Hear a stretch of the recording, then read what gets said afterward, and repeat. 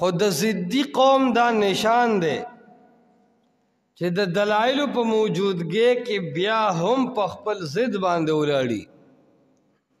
مناظر اسلام علامہ مفتی فدا محمد صاحب ربانی انتہائی زبردست انداز کے خپل موقف د عذاب القبر د حیات و ثواب فی القبر متعلق بیان کو، لیکن ندیم جان صاحب ضدی لالا اغا اکا د خپل ضد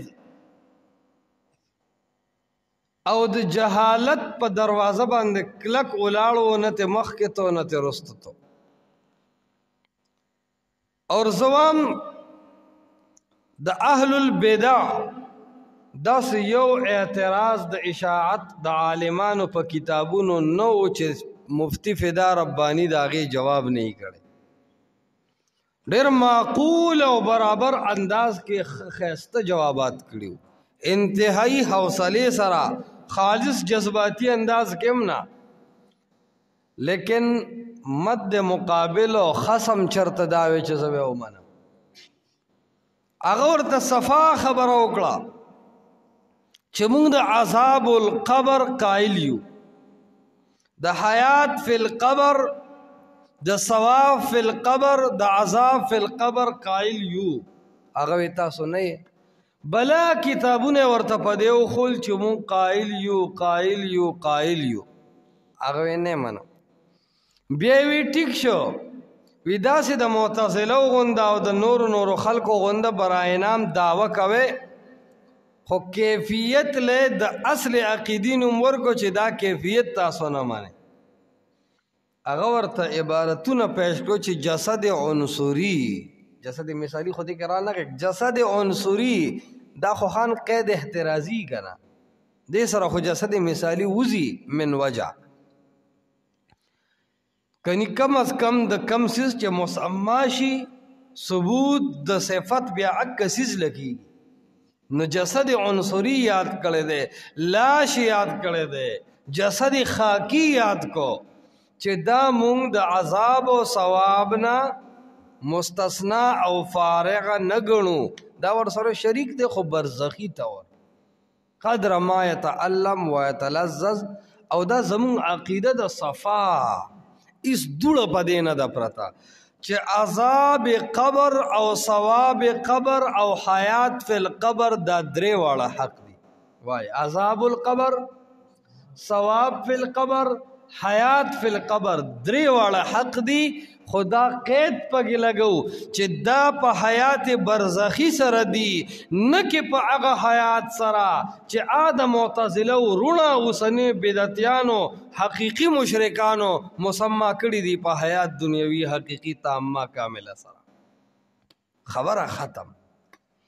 دی بدن تا د دنیوي بدن تا، جسد عنصری تا، جسد خاکی تا، دی لاش تا اللہ سبحانہ وتعالی پس د مرگنا او پس د دفننا پا دی دنیاوی زمکہ کے ہم عذاب ثواب او حیات ورنصیب کئی، پا دی شرط سرا چی اگا حیات دنیاوی ہم نہ دے حیات اخروی ہم نہ دے، داغے منز کے حیات برزخی دے. اور د هغه حیات د حاصلې دو سره سره په دې قبر کې د عذاب او د ثواب سره سره دې مړی نه د مړی نوم نه لر کېږي، بیا هم ورته مړی ویلی شي. حیات په دې جسد عنصری کې، عذاب او ثواب په دې جسد عنصری کې. دا د اهل سنت والجماعت مستقل قول دی، دین هیڅوک مستثنا نه دي یا تنه منکر نه دي. پاتې شدا چې زمون کتابونو کې دي چې یاره په دې قبر خاکی کې څه نشته،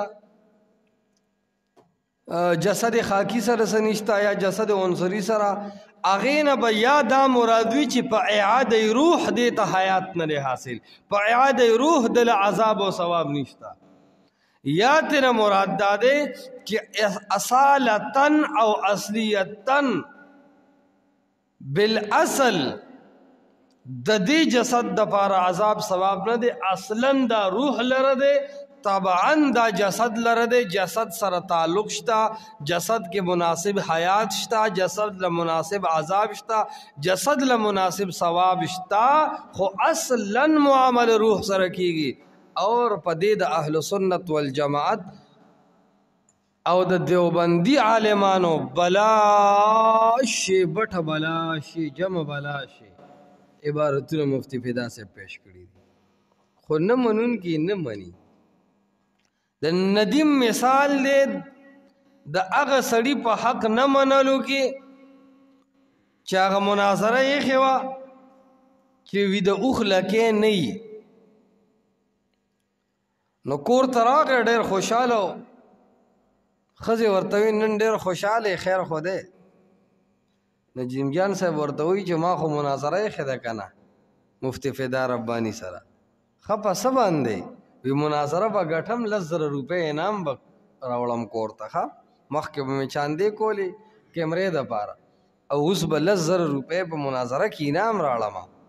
هغې ورته ویل خواره تا ته خوا 25 لاک زړې قرض دي چې ته نور درته کاره زیات نه شي ګیسه.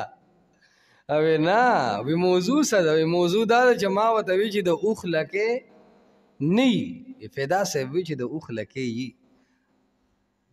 کور کې ورته وی غرق نشي غرق شوي یا نو دا خو به ته 10,000 روپۍ ورکوې، د اوښ خو لکې وي. بس د ډبل بریکونه لکه د 70 نیولي دي چې دا خو په بل کیس واړه دی. دی ورته وایي زه درته وایم چې د اوښ لکۍ نه وي. هغې ورته وایي تمامه دنیا خلک به ناست دي ټول به درته وایي چې د اوښ لکۍ ده.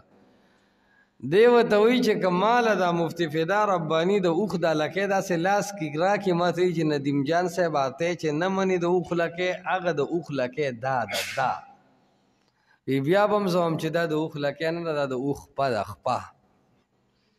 وی ټول خلک به وایي چې دا د اوښ لکۍ ده. وي چې زه منم نه نو خلک دې لګیایي که نه. خلک خو داسې ډېرې خبرې کوي چې مړي نه اوري نه امداد کوي، خو وي زه چې وایم چې امداد کوي زما البصایر خلکو نه دی کتلی. زما خبره خو وي د حقیقت خلاف، د مشاهدې خلاف، د نص خلاف، د نصوصو خلاف، د تجربې خلاف. زه به وایم چې بس مړي امداد کوي، مړي را رسي، حیات دنیوي دی، جسدي دی، عنصري دی، حیات تامه دی، کامله دی، الی آخره. څه چې ورسره لګې نه لګوه. دا یو داسې اوښ دی چې څومره بار په دې حیات باندې ږدي که نه، نو بس دی برداشت کوي. ټیک ده. نو عرض مې دا کو چې الله رب العزت دلائل بیانوي چې مسله ومنئ فلا تجعلوا لله اندادا، مګر زوی په عقیده کې الله سره